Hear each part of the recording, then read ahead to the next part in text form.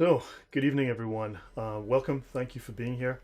Debit, I saw your question, and the answer is, to be honest, I really hate these intro themes. It annoys me. I always skip past them. So no, I'm not keen to have an intro theme. Yeah, guys, can everyone hear me all right? Is the audio coming through okay?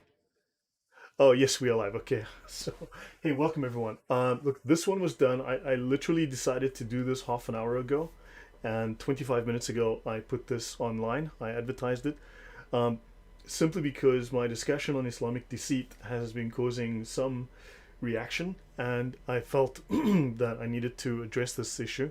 Okay, so everything is running, everything is looking positive. So, welcome and thank you for being here. So, let me see. Right. So recently, I've been having a few discussions on Telegram. Oh, okay. You only heard me say about halfway of the intro. My bad. I will repeat. So, welcome everyone. Thank you for being here. I only decided to do this 30 minutes ago. So, 25 minutes ago, I posted this online. It's in reaction to especially my Telegram talks, which have been on a Telegram channel. I have posted the links elsewhere.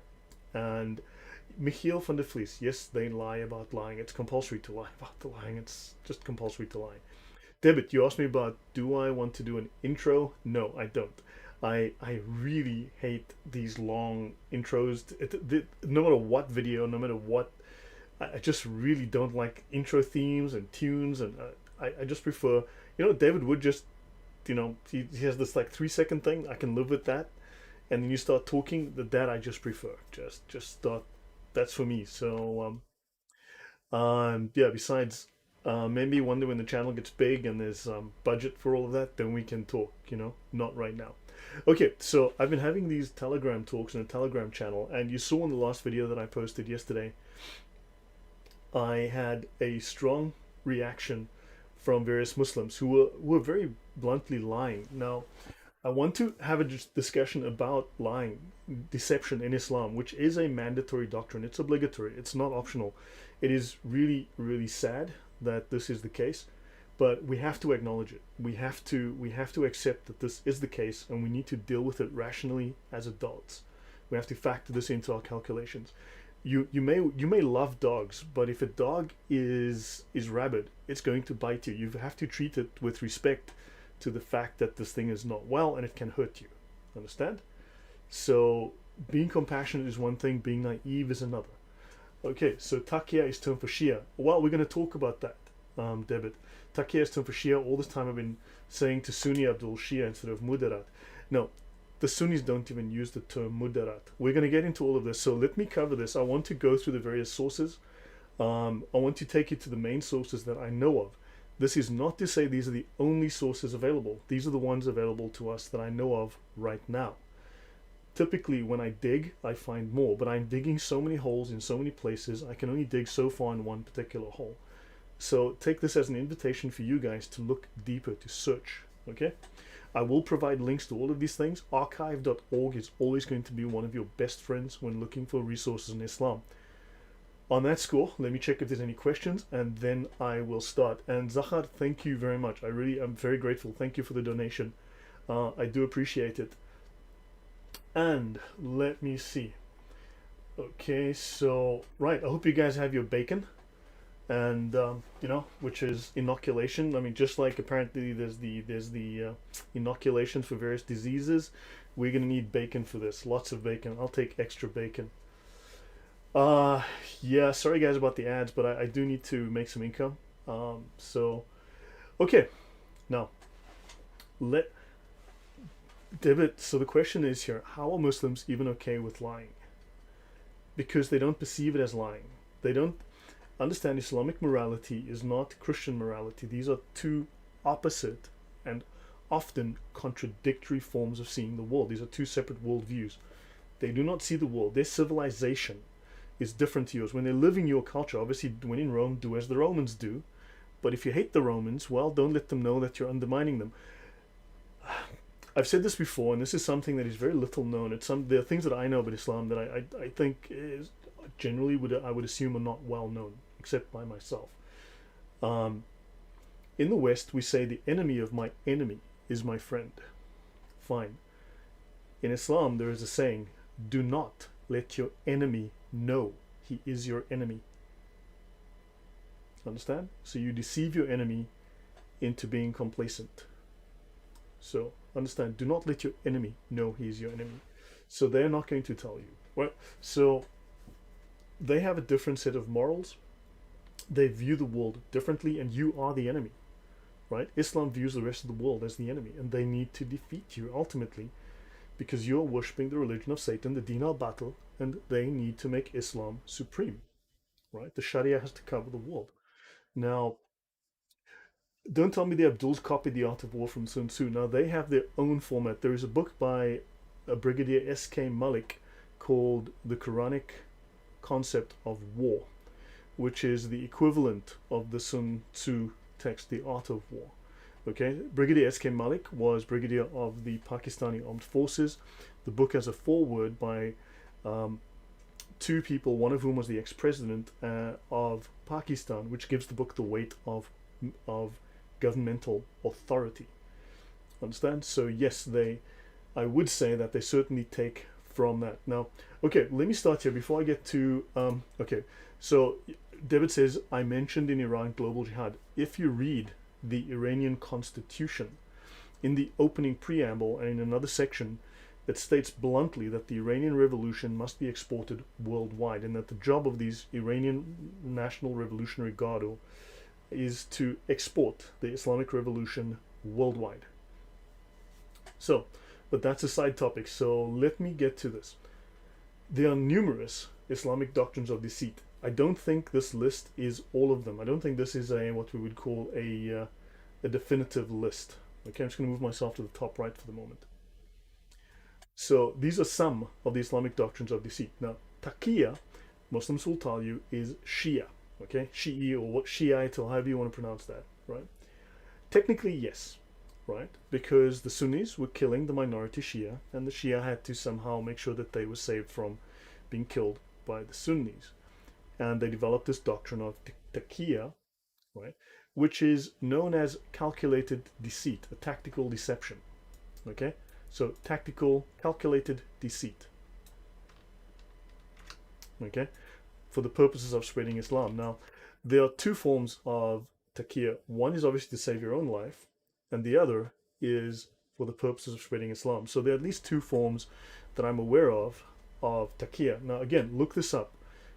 If more of you start to do a little bit of research, you're going to find more details and fill in blanks that I've missed. I cannot see everything. I don't have time to examine everything. However, technically, the name for taqiyya in Sunni Islam is mudarat. However, the Islamic scholars, the Sunni Islamic scholars, most certainly use the word taqiyya or variations of taqiyya, tuqiyya, and so on. They use the term, and it's commonly used in Sunni Islam. So they don't use mudarat. It almost doesn't appear anywhere. Okay, so that's more just a technicality that it's mudarat. Now, what is interesting is that Sunni comes from Sunnah. So these are Muslims who follow the Sunnah. It doesn't say Quranis, it says Sunnis. And it's very interesting that Sunni Muslims, the moment you bring up the Sunni and it's embarrassing to them, will throw the Sunnah straight under the bus. Okay? The Sunnah goes right under the bus immediately. Everything in the Sunnah. It's interesting that the people of the Sunnah deny the Sunnah. Odd how that works. Now, Kitman, deceit by silence or omission. Is your mother home? Oh, sorry. Is your mother here? Okay? And the little boy says, no, she's not here. She's in the kitchen, but she's not here in front of me, between you and me right now. Oh, well, sorry. Well, let her know I was visiting, and I will see you later. Bye-bye. Okay? Because the mother's not here. So that's telling in Islam, a white lie. Okay? It is... We'll get into the details. I will discuss that. Now, lying by omission, leaving out critical facts. Right? So deceit by silence, deceit by leaving out critical facts, omission. Right? Now, for instance, one example that is very common within Islam, Muslim apologists will quote a fragment of the verse 532 that if anyone kills, it shall be as if he had killed all mankind, while neglecting to mention that this verse specifically says it was decreed for the Israelis. It was decreed for the people of Israel, for the Jews. So they're quoting the Talmud, which says that this was decreed for the people of Israel, not for the Muslims, right? And that the rest of the verse and the next mandate murder and torture in undefined cases of corruption and mischief, right? Which include crucifixion and such.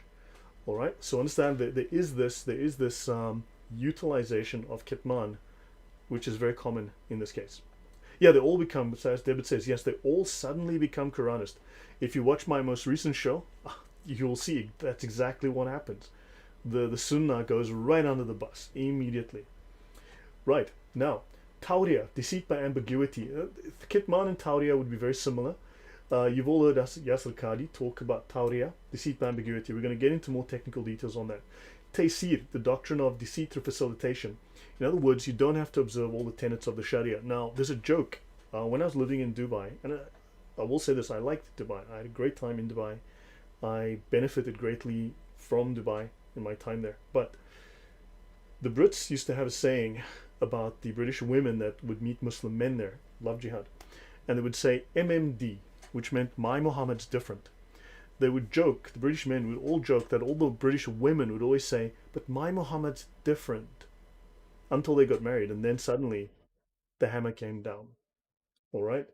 So this is because they weren't following all the tenets of the Sharia until the time for games stopped. And then once they got into the family, right, then, as I said, the hammer comes down and the rules are strictly enforced. So that is Taysir. Darura, very, very similar, okay? But now the main form of deceit in Islam, where the most, as far as I can tell, the most detail and attention is paid, where the most literature is written, because Hiyal was defined by, in literature, already, the techniques of Hiyal was defined in literature by 805 already, by the early 9th century. So it is the main form of deceit within Islam. These are not all the methods of deceit. The method of debate is based on a form of rhetoric which is also used to deceive, called adab al-jadal. I've discussed that in the past. This is all part of Hiyal, which is a stratagem of war, and it's an artifice, tricks, deceptions used to persuade, deceptions used to win an argument, right? Deceptions used to convince, not to find truth. There is no point in which their methods of debate, their methods of discussion are utilized to find truth. They're designed to win. So hopefully that clarifies, and I'm going to get into some other things now.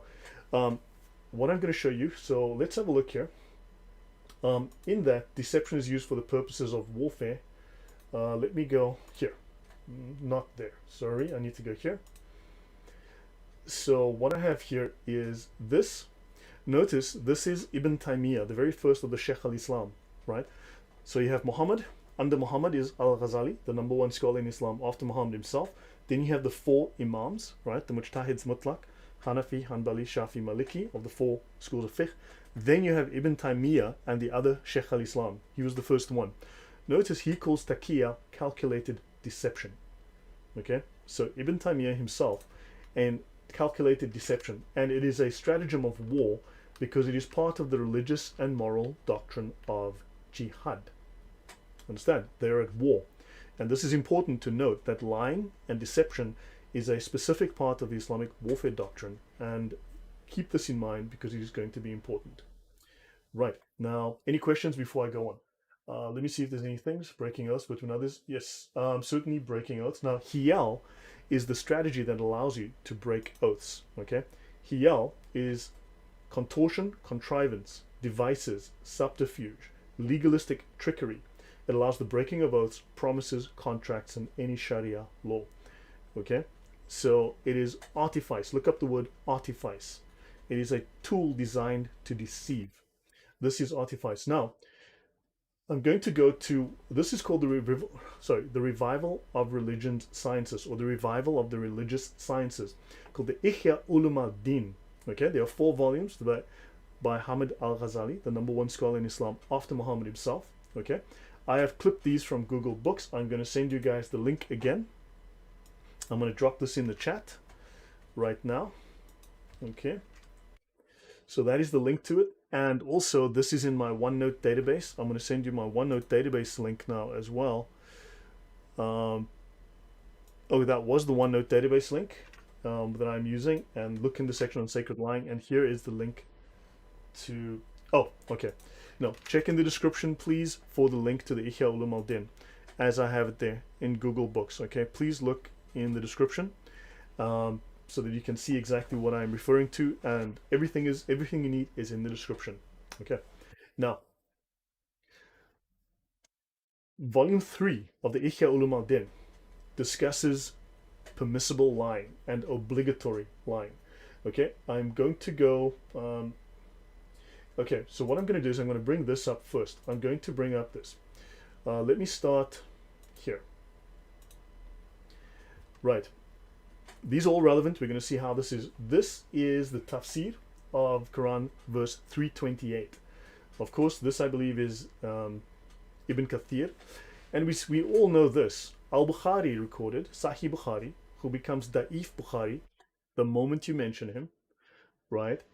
We smile in the face of some people, although in our hearts we curse them, right? We smile in the face of some people, although in our hearts we curse them, right? And it says here, the taqiyya, it says here, but taqiyya, these are Sunnis, is allowed until the day of resurrection. So taqiyya is allowed until the day of resurrection, permanently, till the end of times, okay? So make a note of that, this is important.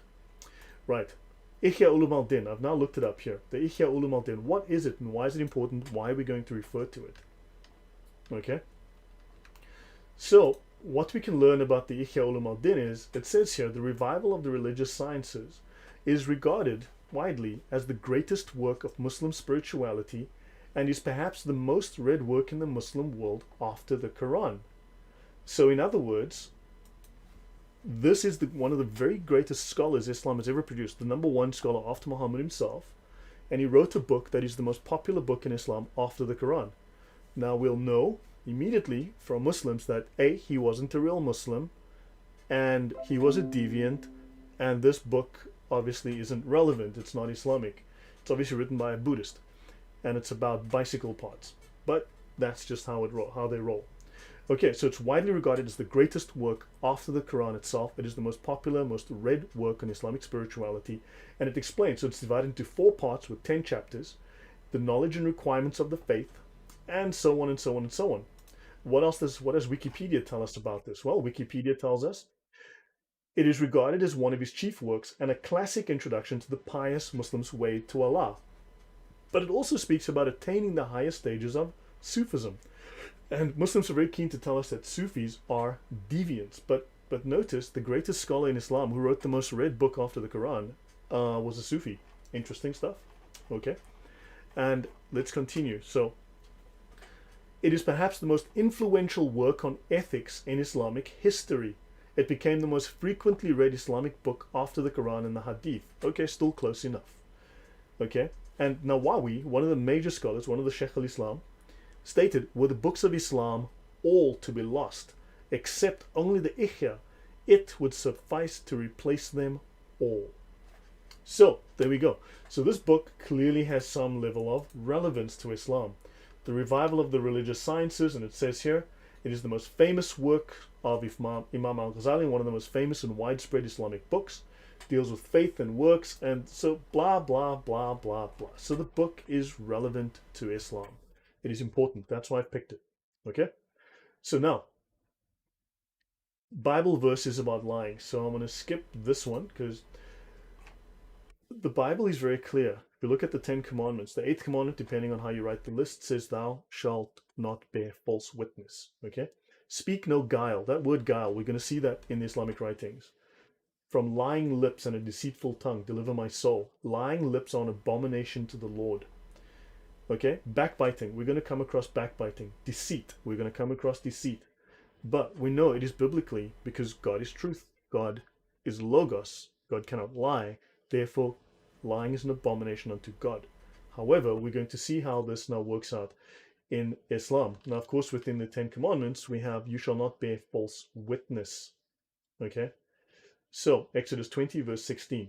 Okay, now that I think we've got this out the way, I'm going to minimize that and we're going to start here. Let me get my water. Okay, any questions so far before I go on? I've laid the groundwork here.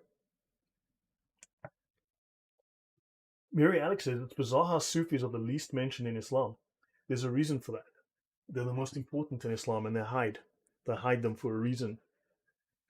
And what we're going to learn about the Sufis as we go forward in the future is going to be very, very interesting. Um, okay. I see Emmanuel's in the chat. Welcome, Emmanuel. Good to see you. Thank you for coming. Marek, dobry wieczór. And, okay, right. So, I'm going to go through the Reliance of the Traveler. We're going to go through various translations of the Ihya Ulum al Din. I'm going to show you. I have here the, if we go here, this is one version, okay? This is Ghazali's Ihya Ulum al Din. Now it states here in the introduction to the Ihya Ulum al Din, it states here, sorry, let me just, you'll see here it states, Imam Abu Hamid al-Ghazali is unquestionably the greatest theologian of Islam. Okay, hey Emmanuel, good to see you, man. I've been watching your road trip and cool stuff. Hopefully we will chat one day soon. So, Imam Abu Hamid al-Ghazali is unquestionably the greatest theologian of Islam. And I've made this claim, Muslims make this claim, so I'm not making it up. Okay, he's one of its noblest and most original thinkers, right? And so he writes this book, and we're going to have a look here. Okay, this book deals with worship and divine service, called The Revival of Religious Learnings, Revival of the Religious Sciences, archive.org. Okay, archive.org. So I'm just going to type it in here, https, I'm assuming, archive.org. That's where you're going to find a bunch of stuff that is very relevant to what we're doing here. So, okay, we're going to be using volume 3, which is the relevant one for us here on this issue. But I'm going to go to my notes here. Now, if you go into, I've given you guys the notes to my OneNote database. Okay, I will link it now once more and then I'll jump in. Okay, so this is my OneNote database. Look it up, follow along. Okay, everything I'm using is going to be there for you to look at. I provide all my notes, research it, tell me I'm wrong. Okay, exposition of allowable lies. It should be known that telling lies is not unlawful. Okay, telling lies is not unlawful, so it's okay. Christianity, biblically, telling lies is an abomination to God. Okay, now we are not perfect, we lie. We are all sinners, we tell lies. But in Islam, telling lies is not unlawful. What they state is, what is wrong with lying is the harm that it causes to the person being lied to. But of course, we know within Islam, everything has an escape clause. Everything has an opposite. Hiyal creates. This is all hiyal. It's fast and loose with the talk. It's all how you can twist the language to mean something. It's sophistry. So, ignorance might serve the benefit. And since ignorance is caused by telling lies, it then might be allowable, if not obligatory, to lie. Okay? So, someone's ignorance, like you as the kafir, it might serve the Muslim's interest to keep you ignorant, right? Which serves their benefit. And since this is caused by telling lies, it is then obligatory for them to lie to you. Telling lies, in some cases, is better than telling the truth. So telling lies can be better than telling the truth. Any comments on that? So let me continue. Okay, so understand, so it starts off with a very fascinating set of moral concepts that go contrary to Western concepts. Kafir Linda Clark, yes, 1400 years of deceit. How do you change that? You don't. You don't. You bring it into the light. You drag it kicking and screaming into the light. You give them nowhere to hide. The Quran, they can go in circles. As someone very wisely said on my channel, I can't remember the name, but there was a comment today. Someone said, look, Satan is the father of lies. And definitely the father of Islam. Jesus says Satan is the father of lies. John 8, verse 44. That is true.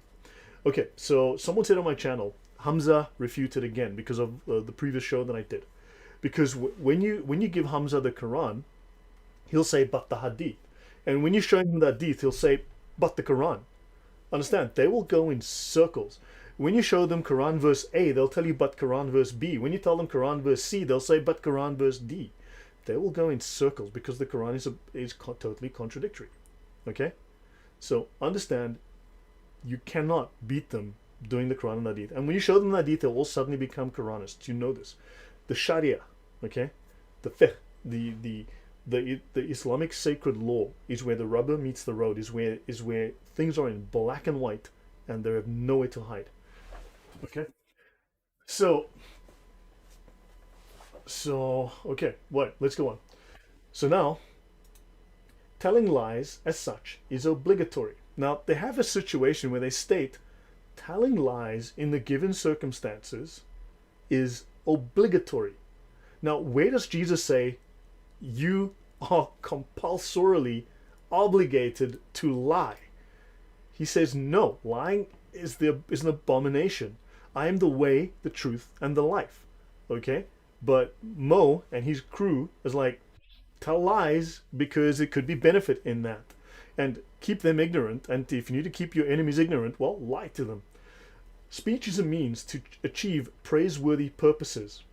If it is possible to achieve your purpose only by telling lies, then telling lies is permissible in case achieving that purpose is permissible, and obligatory in case achieving that purpose is obligatory. Now, obviously, this implies that there are permissible and obligatory purposes in Islam. One of those is making the world Islamic, right? Is it ever not permissible to make the world Islamic, to lead people to Muhammad and Allah?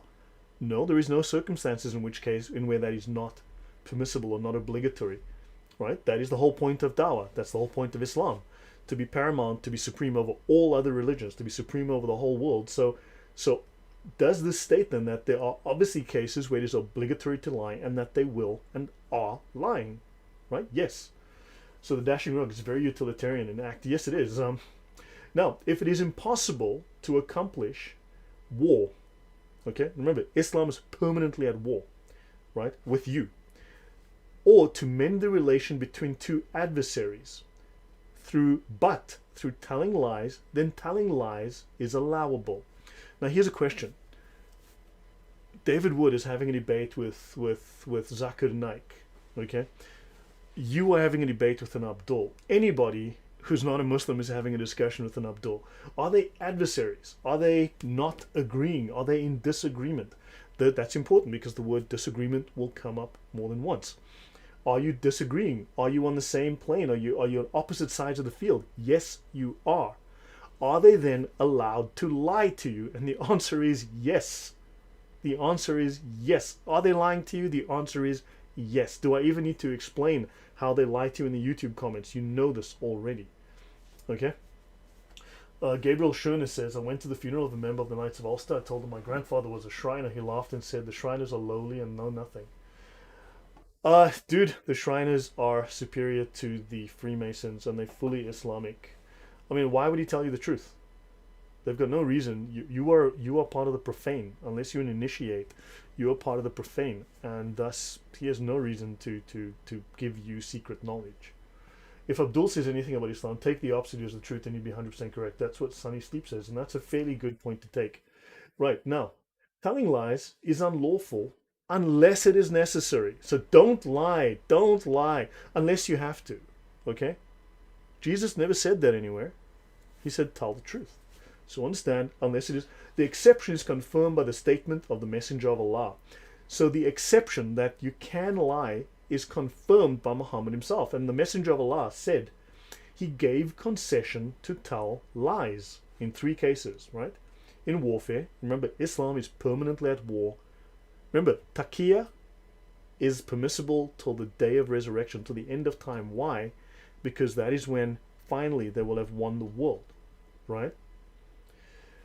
Gabriel, I think you're overthinking this. Is he a real Shriner or a fake Shriner? Or maybe he's like a half Shriner, or maybe he's a 3/4 Shriner.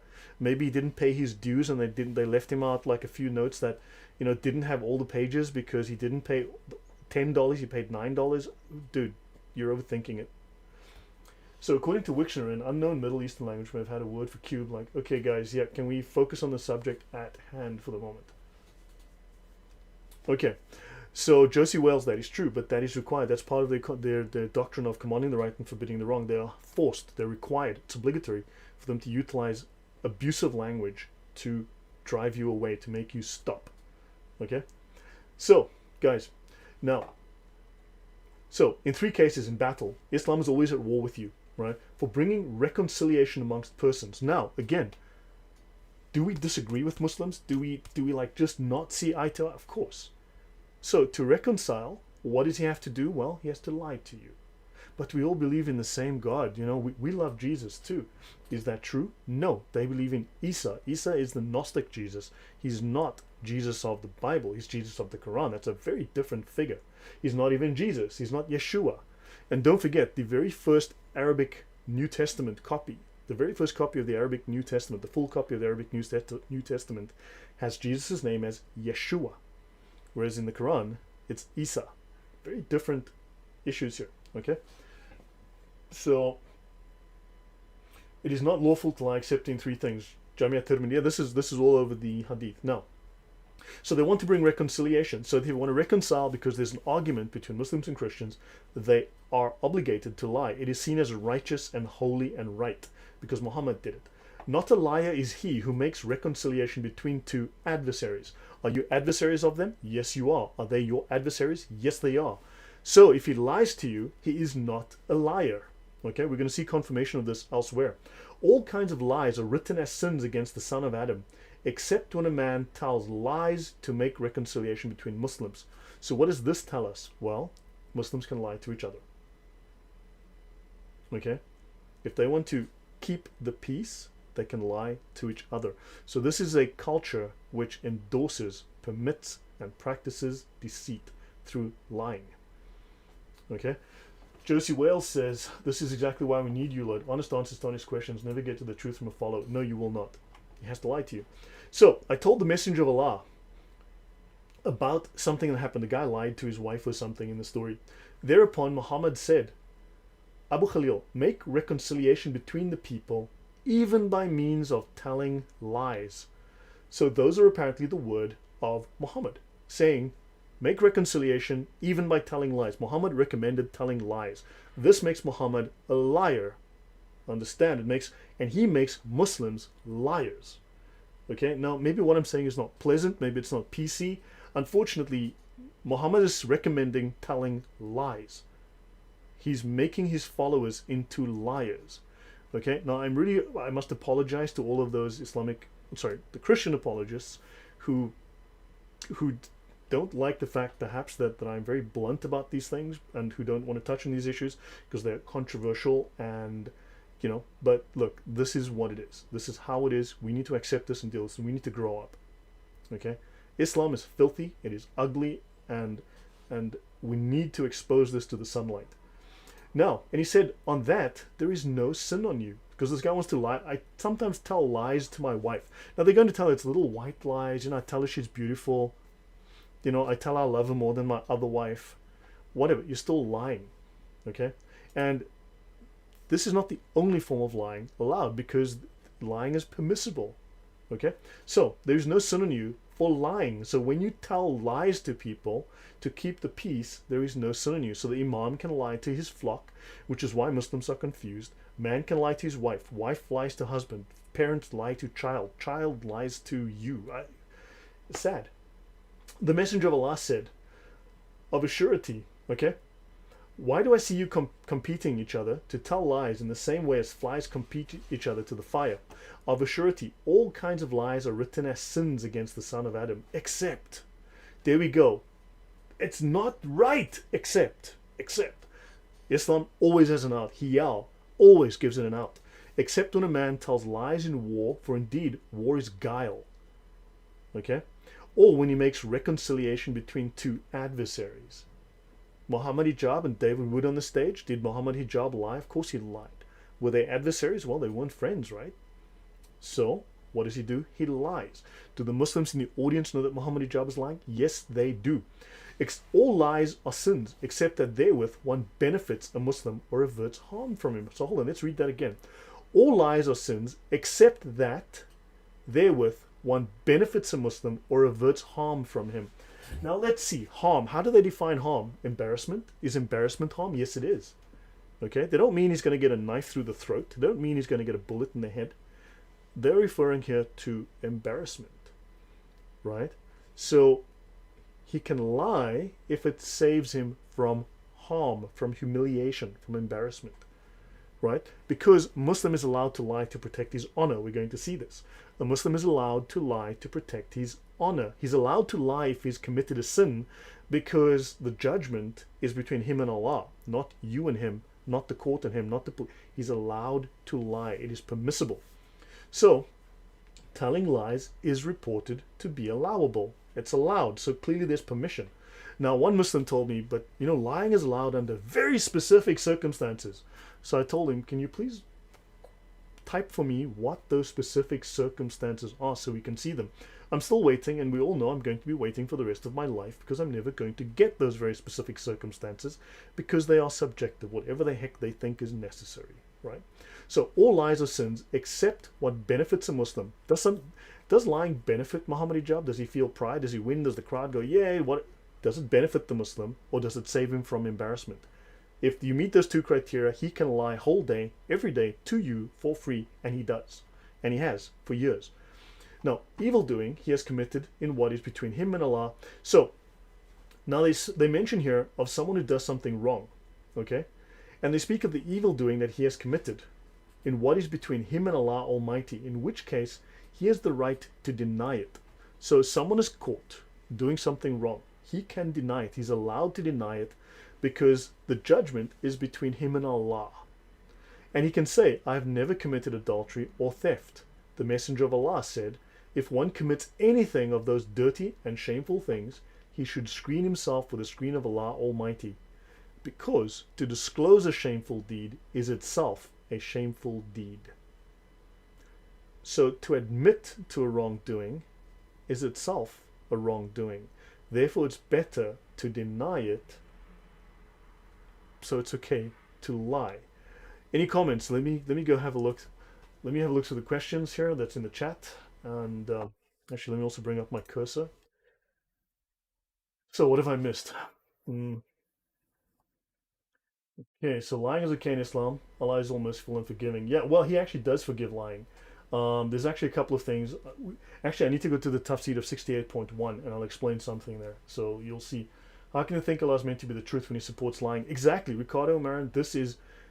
They don't see lying as lying. To us, lying is lying. It's offensive. To them, it's like the stuff you do to win. It's legal. It is... Understand a point I need to make. Imams, qadis, Islam doesn't have priests. They have lawyers. Technically they're jurists, but let's call them lawyers. Okay? Islam doesn't, the lay Muslim doesn't deal with priests. He deals with lawyers. Christianity has priests. Islam has lawyers who administer the law. Understand? There's a distinct difference. And this is legal. Islam doesn't have right and wrong the way we have within Western morality, Christian morality, right and wrong. They have legal and illegal, permissible. Okay? They have legal, obligatory, permissible. Understand? And so you have haram, you have halal, and you have wajib, and you have all of these other things in between. Obligatory, permissible, required, recommended. Understand? This is a very different concept. It's stuff that you'll be punished for in law or will not be punished for in law, but it's not right and wrong. Okay? So welcome Eva. Dzień dobry. So they need to learn how to handle that. Not like that guy. Guys want to give walla wallas. Okay, I have no idea what that is. Islam has lawyers and theologians. Technically, yeah, it has lawyers and theologians. The theologians are those on the Sharia, not on the Sharia side, but on the Hakika side.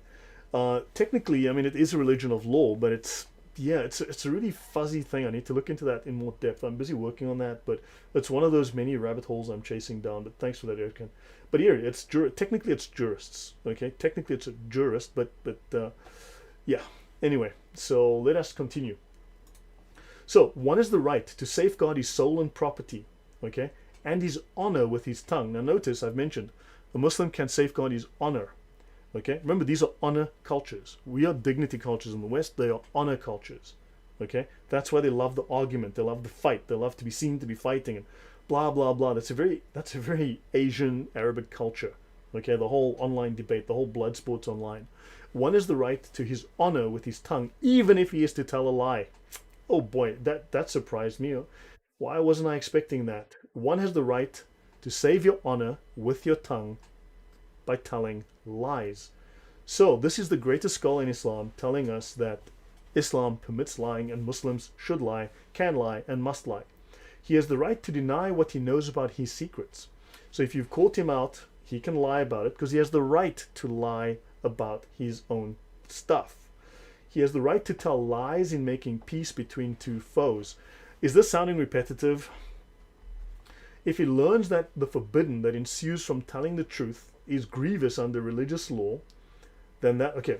So if he learns that the forbidden that ensues from telling the truth is more grievous under religious law than that which ensues from telling a lie, then he has the right to tell a lie. So if he tells the truth and it's going to bring harm or it's going to violate the Sharia, right? It's going to violate Islamic law, the sacred Islamic law, and the truth will create more harm than would a lie, then he has the right. In fact, he's obligated to lie to you, lie to you, lie to me, lie to your mother, okay? Lie to everybody, lie to Jay Smith, lie to David Wood, lie to Sam Shamoon, lie to Adam Seeker, lie to everybody, okay? And notice we have here exposition of avoidance of telling lies by way of implicit references. Now, isn't that just a wonderful set of waffly words that's just a bunch of euphemisms strung together? Basically, lying by implication, lying by omission, tawriya, darura, taysir. Okay, tawriya. We discussed it earlier. Okay, so this is a different format of lying. Juliet Abrams says, Brother Lloyd, Surah Nur says otherwise about lying. The curse of Allah be on him if he's one of the liars. So, are you a Muslim, Juliet? The answer is no. Should they be lying to Muslims? Technically, no. Can they lie to Muslims? Of course they can. So, lying for various... How do you sort through this mess, Juliet? So the Quran says a lot of things. The Quran says plenty of things. Do they listen to the Quran? Where are the 5 daily prayers in the Quran? It's not in the Quran. They do that. Where's the Shahada? In those words. Here's a wonderful thing to use on Muslims. Where does the Shahada, the full Shahada, appear in the Quran? In those words. I want to see it in those words. It's not there. There is no full Shahada in the Quran. Do they still say it? Because it's not in the Quran. Because all these sudden Quranists are like, oh, under the Quran. And so, okay, so show me. And then suddenly, you know, they'll have to lie to you. They're forced to. Ricardo Marin. Waterfish. Waterfish. Did I miss something? Josie Whale says, it is permissible for a follower of the Islamic ideology to lie, to perjure themselves in court under the oath. Of course, Josie Whale's like, hello, is it even a question? Right, they lie to Muslims, but less often they lie to us. Now, they do lie to Muslims. Look, in fact, if you read through it, it states it's legal to lie to Muslims. So given the right circumstances, there are rules where technically you shouldn't, and rules where technically you should. Yeah, I know, Julie Tabram, I know you're not a Muslim, understand? But remember, you're a kafir. You're the worst of beasts, right? They are the best of creation. You are the worst of beasts. So you are the dirt under their shoe, okay? Can they lie to the dirt under their shoe? Of course they can, right? Will the Islamic empires advance? No, they stole stuff, dude. They're like the Borg. They came into your country, stole your stuff, sucked the money out, then they collapsed, then they went to the next country, sucked the money out, stole the technology, and then they collapsed, and so on, right? Dixit, Saha, welcome. Okay, so this is from a different copy of the Ihya Ulum al Din, okay? Different version. There's multiple translations you can find online, okay? In this one, let's have a look at this one. This one is going to repeat a section from the previous one, but it's going to be in slightly different words, okay? Boston Red Sox says, Waterfish, welcome. Good to see you. Boston Red Sox says, Lloyd, when I pressure Muhammadoids to talk about Sharia, they do the Quran and Hadith talk, and of course they will. The Sharia is a secret. Understand? It's a secret they cannot reveal. It reveals the weaknesses and the secrets of the Muslims. It will be treason. It is treason against the nation of Islam to reveal this knowledge. Okay? They cannot. They're forced to hide it. So many apologists seem to think that Islam must be true because they were advanced. Look, dude, I will tell you that the two main issues that undermine Islamic confidence in Islam is, one, the immorality of Muhammad. Okay, so the main issue that affects the doubt of Muslims is the lack of Muhammad's morality. So the exposure of Muhammad's immorality really bothers them. And the second is the failure of Islamic cultures today, Islamic countries versus Western countries, the backwardness of Islamic countries today versus Western countries, Islamic countries versus Western countries. This is a big problem for them because Islam should have made them superior. Okay, so those are two issues you need to focus on if you want to undermine their confidence. Juliet says, I mentioned this verse as Dawaganders throw it at us when we tell them about lying. Yeah, they don't do scholars. What is the best response for them? Boston, look, they're lying to you. At some point, they just lie. I mean, what can you do? They're going to lie and lie and lie, right? You are not going to convince them. You need to convince the audience that's paying attention, the people behind them. They are commanding the right and forbidding the wrong, because it says the son of Adam. When they speak of the son of Adam, they're not necessarily referring to you because you're the dirt under their shoe, right? You're the worst of beasts. But the words of a Muslim count against him and not for him unless he is commanding the right and forbidding the wrong, right? Enforcing the Sharia and preventing you from violating the Sharia. When he does so, he's allowed to lie to do so, all right? So therefore, he is earning reward in heaven. He's getting barakah, right? So they're going to lie. They're going to, and you're not going to convince him. He's not going to admit. Remember, we've just seen that to defend his honor, he's allowed to lie because he can't be seen to lose. It's an honor culture. They can't let you win, right? So he has to win. So therefore, that's just how it's going to be. There's nothing you can do about it. So how do Muslims even know it benefits them that they're obliged? So heavy English, fast speech, and low sound. Please close the microphone. Dawn of the Rainbow, I have no idea what that means. Is anyone having a problem with my audio? Is anyone having a problem with my audio? Well, he who commits fornication shall keep it secret with the secrecy of Allah. What happened to witnesses? Yeah. So, just so you know, my microphone is off to the side of my head by half an arm's length. It's not in front of me like this. It's off to the side, and so there's no way I'm talking into it. I should not.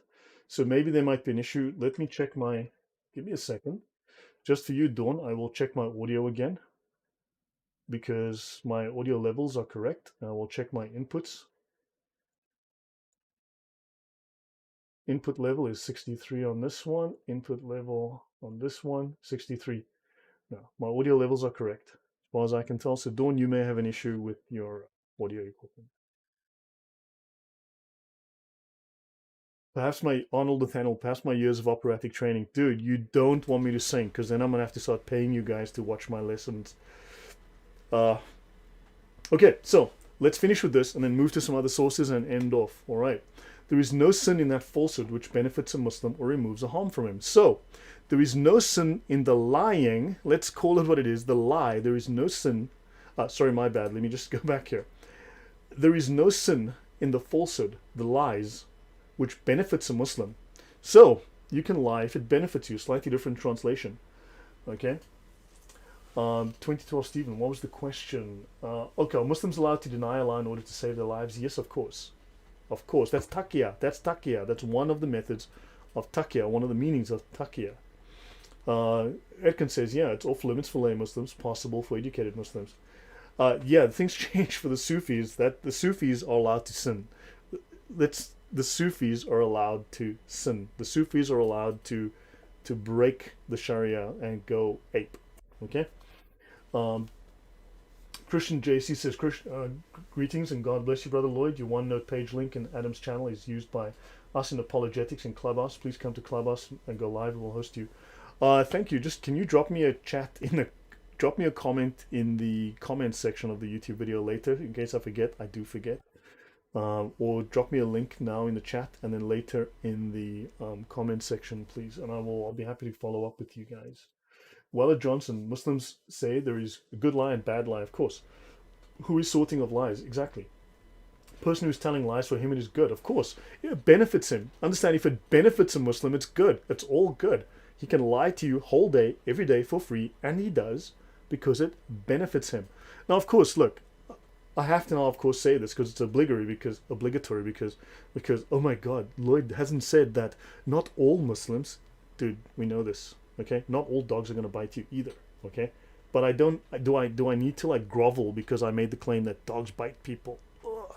Okay, so we know this, but we are dealing with these Dawagandists, and these Dawagandists are trained specifically to lie because their format of debate is a method of deceit based on lying, utilizing rhetoric. Let's be clear about this, okay? So there is no sin in the lies which benefits a Muslim or removes a harm from him. That harm could just be embarrassment. The Prophet said, "He who commits fornication shall keep it secret with the secrecy of Allah. As to disclose an obscene act is also an obscene act. So do bad things, but don't admit to them. Don't talk about them, don't admit to them. Every man should save his life and honor." So every man should save his honor, okay? Taking recourse to lying. To save your honor, lie. If inquiry is made to you about a secret thing of your brother Muslim, you can deny it to preserve his honor. So, if we ask about Mo, who is the brother to the Muslim, right? Well, I mean, he's your brother Muslim, right? He's your fellow Muslim. Deny it. That's why they will deny the Sunnah. They will deny anything about Muhammad. If harm is caused more than benefit in the case of speaking the truth may be avoided. If harm is caused more than the benefit in speaking the truth, it may be avoided. Avoid the truth if it brings harm. Okay? I hope that is clear. I hope that is very, very clear. And now we'll move to some other sources. So, understand, Islam is lie, built on deceit, built on lie. Right? It is lies through and through. So, do Muslim linguists lie when they claim the Quran is great? The Quran is crappy Arabic, please. Okay, so now let me see if I've forgotten anything from these notes. Okay, so let me see if there's anything that I need to... Okay, we've mentioned this. Now let's go through Reliance of the Traveler. Okay, let's see what the Reliance of the Traveler says. Mods, how can I drop a message to Brother Lloyd? Just drop it in the chat. Send me... my email's on my About page on YouTube. If you go in a browser on your laptop or PC, go to the About page of my YouTube profile. My email address is there. Otherwise... okay, hold on a second. You know what I'll do? I will send you a...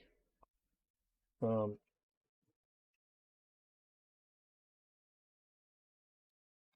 on. What I'm going to do is I'm going to send you an email address you can use to email me. Just give me 1 second, please. Okay, while that's happening.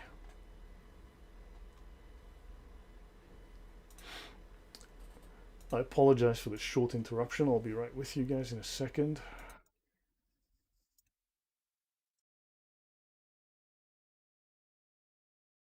Okay, well that's loading, so...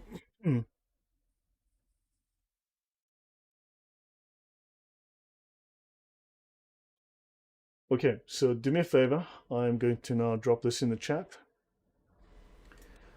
Christian JC, use this email address, reach out to me. Try that, okay? You can just use that email address that I just dropped in the chat to get hold of me. Edkin Al-Guni says, lying, ceremonial, stupidization, subjugation. Of course. Is Islam the success of the harlot of Babylon? Dude, that question is above my pay grade. I don't know. I don't deal in conspiracy theories. I don't deal in... Who knows? Who knows? I don't know. You don't know. Doesn't matter. They will kill you. They will stab you on a bridge. They will blow up your stadium. Right? So we need to deal with practicalities. I'd prefer to deal with practicalities from things I can read because I can prove those things from their writings. Okay, so Christian JC, hopefully you've seen that. So drop me an email. Are most lies done consciously in Islam? So Ricardo, that's a very good question. Are most lies done consciously in Islam? So the answer, I think, having looked through it, look, I've read through these notes, but most of it I read today, so I'm not that familiar with them. But I would say the answer is yes. Okay? And when they lie for Allah, when you do something for the benefit of Allah, not for your own benefit necessarily, but of course you're doing that consciously. But when you do something for the benefit of Allah, you have to do so willingly and knowingly. It's called niyat. Let me just turn this, I just moved this thing. So it's called niyat, intention. Okay? You have to do so for Allah to recognize the action. It must be done with intention. Intention to do so for the glorification of Allah. So if you're going to lie to the kafir, that's you, you have to do so with clear intention that you're doing so to benefit Allah, to benefit Islam, to bring glory to Allah. Okay? So yes, he is conscious. Otherwise, Allah doesn't recognize it because you did it with a weak heart. You did it with poor intention. Understand? Niyat, intent. Ricardo Marin, such a crazy faith. Islam, look, I've stated this before, but most Christian apologists, okay, don't have a genuine understanding of Islam because they don't know the Sharia. They've never studied Islamic law. The Quran is the lowest level of knowledge in Islam. The reason that lay Muslims always insist upon the Quran and the Hadith is because this is what they have access to at their level. They're at the lowest level of knowledge. They're at the bottom. Okay, they scrape the bottom of the barrel. And if they're allowed access to a resource, it means that that resource is toilet paper. Okay, if a lay Muslim has access to a resource, it means that it is irrelevant. It's designed to keep him happy and stupid. Okay, when you go to a seminary to study to become a qadi, to become a major jurist in Islam, okay, a mujtahid, do you think you spend 7 years just reading the Quran from page to cover, 500 times? No. You will study Islamic law, and that is a very different topic. Okay? You learn the ijma, which is the final consensus, the final understanding, the final interpretation of all things Islam.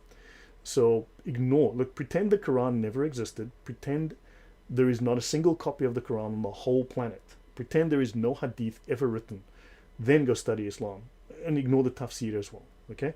Ignore the Quran, ignore the tafsir, ignore the hadith. Pretend they never existed. Go read the Sharia. Don't waste your time on those other books. Okay? Once you've learned the Sharia, then you will understand those sources much better for various reasons I'm not going to get into right now. Are scholars who are Muslims always lying? As the research... Look, they do lie. Understand, some things are true, some things are lies. You need to know, you need to have knowledge to understand what the difference is. But they're allowed to lie to their own people. In terms of what they call scholastic theology, the Kalam, they have to lie to their people or not give them complete knowledge. Keep them in the dark. Okay, so are scholars who are Muslims, 4 to 22 years of study, 7 years on average, exactly. Okay, do you think you just read the Quran from cover to cover? No, you don't. You're going to study a whole bunch of legal texts.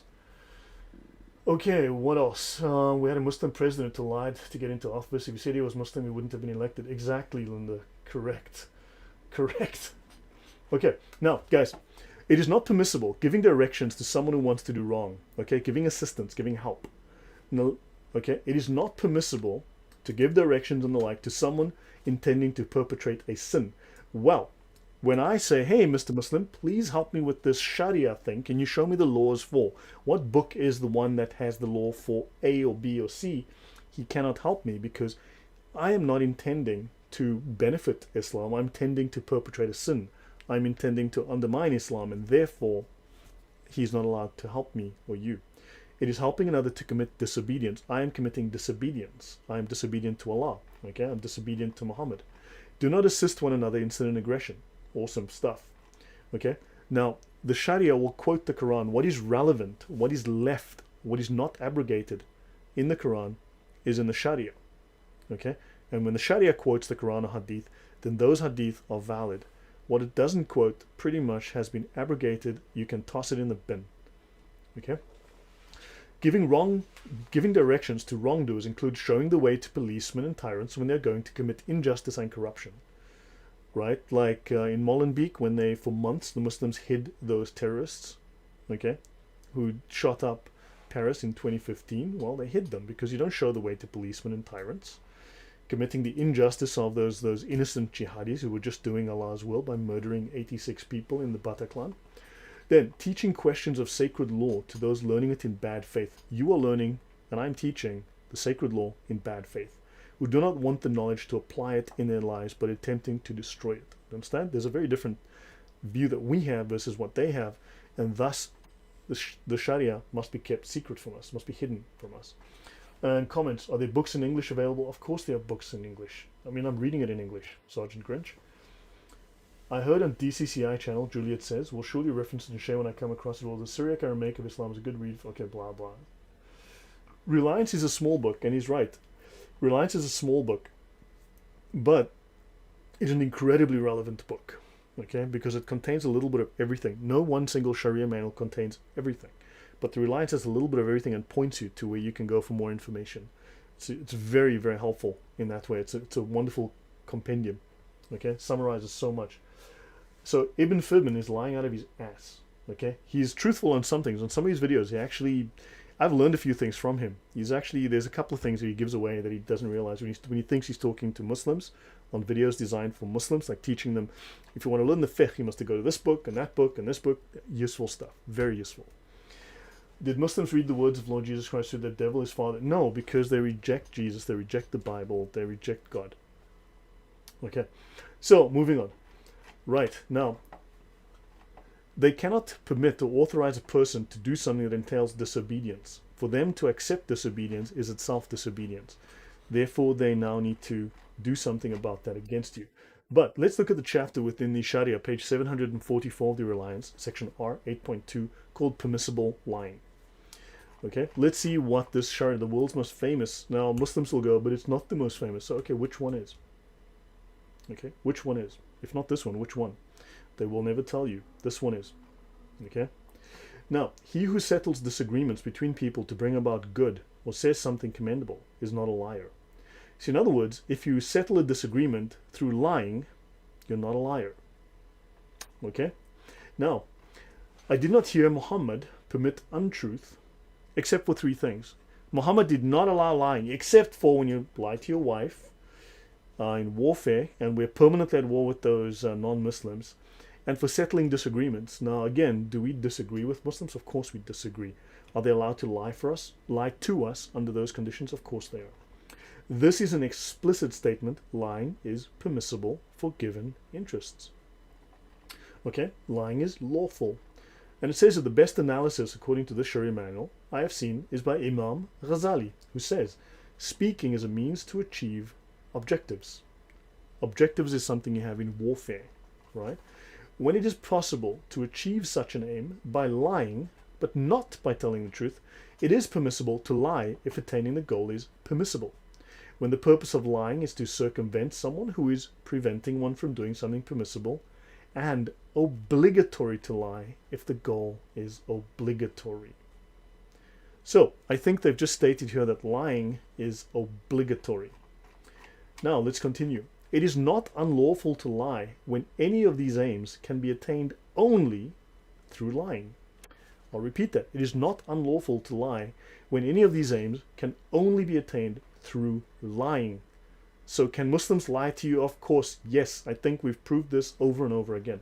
It is religiously, but, it is religiously more precautionary in all such cases to employ words that give a misleading impression, to deceive, to use more subtle deceit. In other words, they told, try not to lie if you can use subtle deceit, if you can use words that are misleading. Understand? So they will lie to you subtly, and they will lie to you brazenly and openly. Okay, any comments? What have I missed? And okay, so, and that's it. Now, the outward purport, the outward meaning of the words deceives the hearer. Okay? The outward meaning of the words deceives the hearer. So Muslims are allowed to, required to, it is obligatory for them to deceive you. Now, you need to utilize this knowledge. You need to start making this public, taking screenshots, pasting this stuff, putting it out there, downloading the books, putting it in everyone's faces so people understand just how ugly and filthy and dishonest this particular Deen is. Okay? It is not unlawful to lie if their aim can only be achieved through lying. Right? If their aim is to win a debate and they can only win through lying, lie. If they need to defend their honor because losing the debate would affect their honor, lie. Okay? So I think we've covered this quite thoroughly. Let me see if I've missed anything. Let me see. This is another version of the Ihya Ulum al Din. Okay, this is another version. Of course, a lie is permitted if the truth would lead to another prohibited thing that is worse than lying. So again, slightly different wording, same statements. Of course a lie is permitted if the truth would lead to, something that is worse than lying. Then it is permissible. Okay? So, yeah, Allah's messenger did not permit lying, except for three things. A man saying something with the intent of reconciliation. That sounds so nice. Okay? Such wonderful use of creative, flowery language, euphemisms. reconciliation. Well, we don't want to argue. We want to have nice peace between us and the Christians. So we're going to lie to you. We're going to lie through our teeth. Please don't be fooled. Don't be taken in. Unfortunately, maybe not every Muslim's going to lie, because I've met some great Muslims. I've met some wonderful people in the Middle East, some really good people who are better than their Deen, who are better than their Prophet. But there are those who will lie to you and are lying to you. Okay, have I missed anything? No, I think I've covered this. So look, you guys can read through this. This link is too long to. This book is Al-Ghazali's adapted summary of Ihya Ulum al Din, the 40 principles. Right. I found this on Google Books, and this is just a small section, and Ihya Ulum al Din, and I said permissible lying. So I did a Google search on Ihya Ulum al Din, plus. Hold on, let me just take this up. I did a Google search on Ihya Ulum al Din here, plus permissible lying. That's what I searched for. This is what I got. So you can find this. So please, guys, if I ever hear any one of you say the word taqiyya again, I am personally going to come to your house and slap you. Okay? Because if you keep focusing on this little taqiyya thing, which is this little tiny seed that they admit to, and ignore the whole forest of lies to your left, but you're focused over here with your little microscope, I'm going to come to your house and I will personally slap you for not focusing on the important issues, the depth and the breadth of their doctrine of lying. Okay, I hope that's clear. Right, so yeah, have I missed anything? Let me see. Oh wait, there's one small thing I'll show you guys, that I'm gonna go to Quranics 68.1. I'm not going to go into too much depth, but I'm going to go here. This is Quran 68.1, the commentaries for Quran 68.1. Okay, and this is it's a discussion on the secret letters, the unknown letters in the alphabet in the Quran. And this is what is interesting. I was discussing this with someone last night. The Pir of the Tariqah, okay, the elder of the school of Sufism, said, "O Allah, no matter how sinful we are, you are forgiving. No matter how ugly our deeds, you are the concealer." You see, the Sufi are above the law. Okay. Ricardo Maran, what is it you said here? LOL. Okay, my bad. So understand, the Sufi, in some ways, the high level of Sufis are above the law. They're above the Islamic law. They're literally above the law. And it's a longer discussion to get into that, not now. No matter how ugly our deeds, you are the concealer. Allah hides their deeds. O Allah, you have the treasure of bounty without equal help. It is worthy that you pass over our disloyal acts. Allah forgives them no matter what they do. Okay, so hold on, I have a message I need to read. Give me 1 second. This is relevant to the discussion. Oh, the stutters have started again. Ooh, bugger. Okay, so guys, YouTube has decided it dislikes my video. It's starting to stutter. This is a discussion for another day. Now, on this point, you need to go look up something called Ibaha in the Encyclopedia of Islam, volume 13. Okay? So, this thing about where the Sufis are allowed to commit sin, it's called antinomianism, right? Antinomianism. And it's known as Ibaha in Islam. And they're allowed to violate any and all laws. They're allowed to violate any laws, any moral laws, any laws of Islam, all the laws of God as we know them. Okay, this actually is very interesting. It relates to that, but that's a discussion. I had that in the previous show, so guys, watch the previous show I did, the Telegram talk, and I will be that is covered there in the opening 20 minutes. Okay, so Matenga says, is the reliance of the traveler based on the four schools, and would it include doctrinal agreements, laws for all Muslims? Yes, of course. Okay, short version. Muslims will always come to the rescue with their wonderful arguments, say, but the scholars disagree. Well, the scholars also happen to agree. And in fact, what they disagree on is about roughly 25% of the Sharia they disagree on. They agree on 75%. It's called the ijma, the consensus. Okay? And let me actually show you. So since we're asking these questions, let me... where the heck do I need to be? It's not this one. That's here. No, it's not that. Okay, so to answer your question, Matenga, let me get into that. Oh, Ibaha. While I'm here, I may as well just speak about this since it's on the page. Ibaha in theology is a term that is commonly applied to antinomian teachings of the Sufi groups. Okay, allowing the forbidden. Understand? They're allowed the forbidden. The Sufis are allowed the forbidden. Look up antinomianism. Okay, look it up. Antinomian. It's a common feature of many Gnostic groups where they would do wife swapping. They would do anything that violated the law of God, because Yahweh was the evil God, and their concept of Allah, right? The Tawhid was the good God, and Yahweh was the evil satanic God, and therefore they had to go against Yahweh and do the opposite of whatever he commanded, because that was good, and that's antinomianism, and it's allowed. The Sufis, certain Sufis are allowed this. Okay, so many I've spoken to seem to think Sharia isn't bad, but in others, is there, dude? It's called a lie, Ricardo. I hope I've made it clear to you. They're lying to you. Get that through your head. They're all lying to you. Okay, if they're a Dawa Gandhist, they're liars. Bluntly, Sharia makes Muslims into conmen, unfortunately, sadly. Okay, they don't see the world the same way you do. To them it's good, to you it's evil.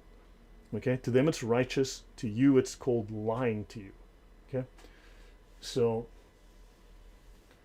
okay, where was I going? I was going to go, oh gosh, there was a word I was going to look up. Ijma.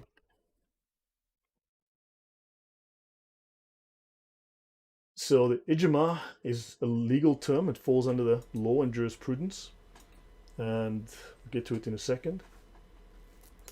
Ijma is the most important of the, okay, in law it is the third, but in practice it is the most important of the sources of legal knowledge in Islam. It is the consensus of the scholars, because when Muslims go, but you must read the Quran, I just read the Quran. No, they don't.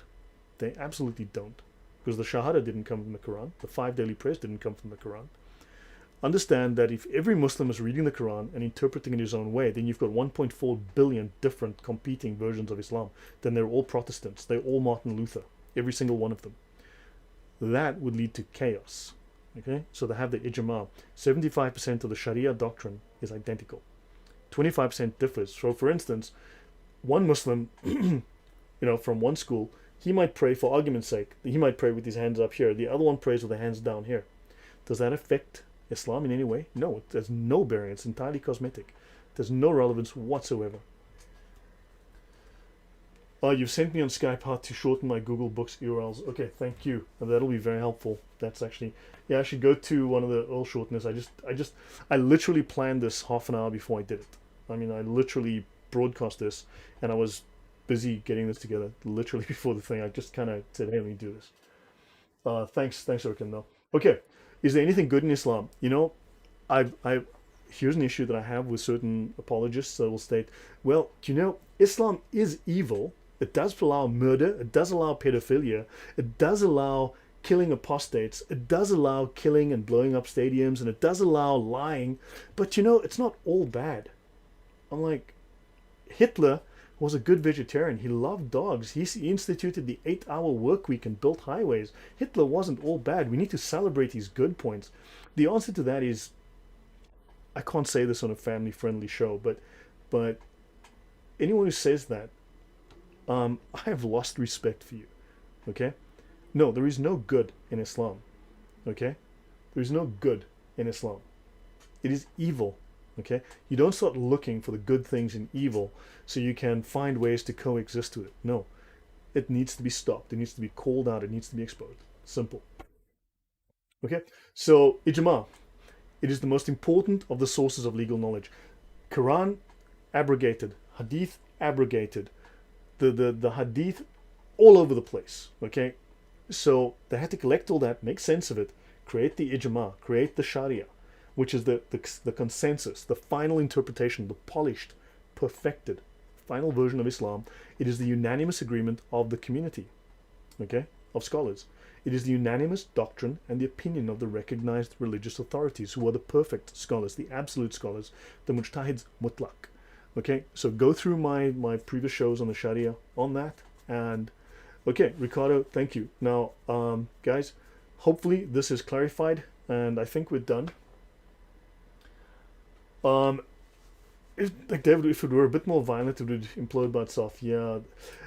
Look, with all due respect, David Wood does amazing work and has done, but my personal view is David Wood hasn't said anything new in 5 years. He's repeated himself for 5 years.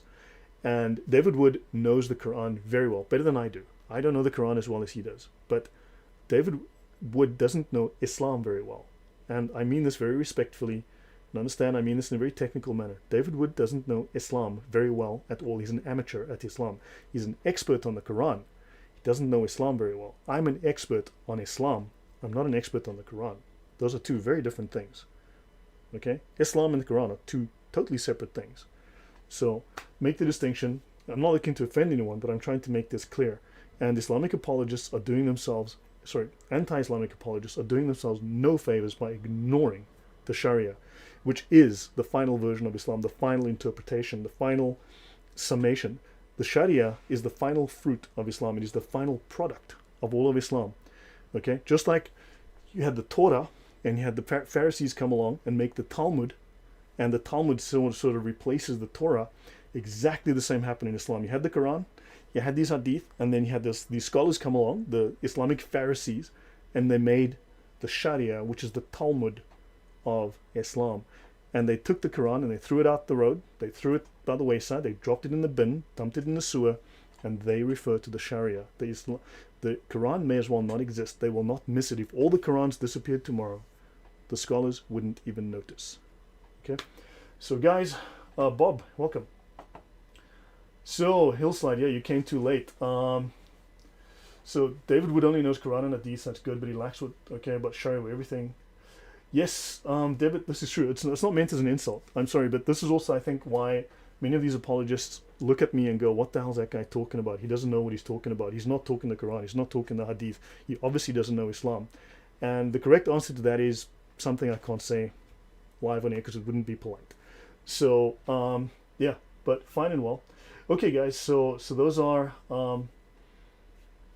yeah, debit. Yeah, I can't tag you. Yeshua's Yahweh, thank you very much. So guys, I literally put this together half an hour before I came online. That's why I didn't like put it up 3 hours before, a day before. I literally said, you know, these things I'm seeing are annoying me right now. I want to do something because there's like an itch I needed to scratch. So guys, let me call it. It's been longer than I've intended to go, and thank you very much.